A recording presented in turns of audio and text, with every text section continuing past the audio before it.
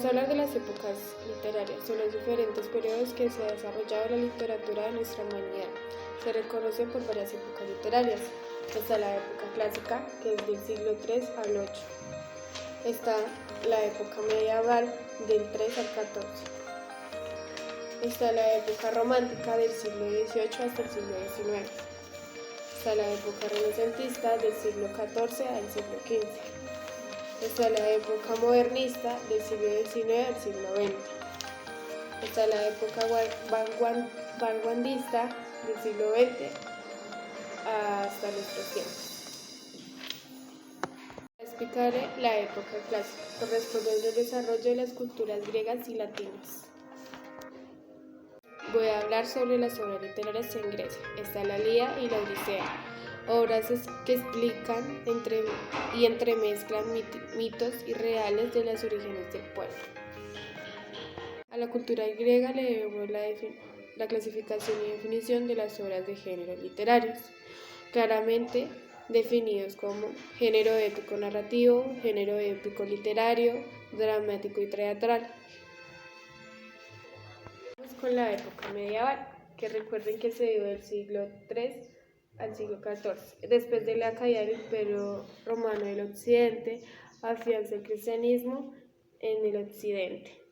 Y todas las manifestaciones culturales corresponden a los ideales religiosos propios del cristianismo. Este periodo se manifiesta de dos maneras distintas. Una literatura a la cual se le debe la conservación de los textos antiguos, realizada por clérigos, y la segunda, realizada por el pueblo, aparte de sus costumbres, mitos y leyendas, que conocemos como mestres de juglaria, en la cual se evidencia la imaginación y creación populares. Es importante saber que en este periodo aparecen los cantores de gesta. En la época renacentista aparece un movimiento llamado humanismo que amplió la visión del hombre. En este periodo florecen todas las artes, basta nombrar la pintura y la arquitectura. Y claro, por supuesto, la literatura. Se prepara el advenimiento de la moderna. Vamos con la época romántica. El surgimiento de esta escuela literaria se debe en gran parte a la difusión de las ideas del iluminismo, la ilustración y la enciclopedia que habían precedido a la Revolución Francesa. El espíritu romántico exalta el subjetivismo y el predominio de los sentimientos sobre la razón. Para los románticos, la obra literaria no debía estar necesariamente en concordancia con la realidad, sino con los sentimientos del autor. También sus estados de ánimo. Es entonces más importante el contenido del mensaje que la forma. El autor evade su propia realidad y se refugia en su propio yo. Claro, esto no le impide poseer una posición crítica frente a la sociedad. Vamos con la época modernista, que se dio en el siglo XIX al siglo XX. La época literaria modernista está ligada a la perfección formal. Por lo tanto, evade el mundo real, se refiere a mundos fantásticos, como princesas, pasajes remotos, todo lo fantástico. De esa concepción surge el llamado arte por el arte. En el modernismo prevalece la forma sobre el contenido, a pesar de la fugacidad temporal.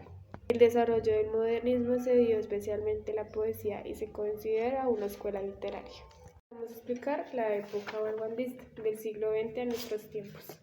El periodo está asignado por el intenso desarrollo de la técnica del siglo XIX, los propios desarrollos del signo tecnológico al siglo XX, como el automóvil, fotografía y armamento.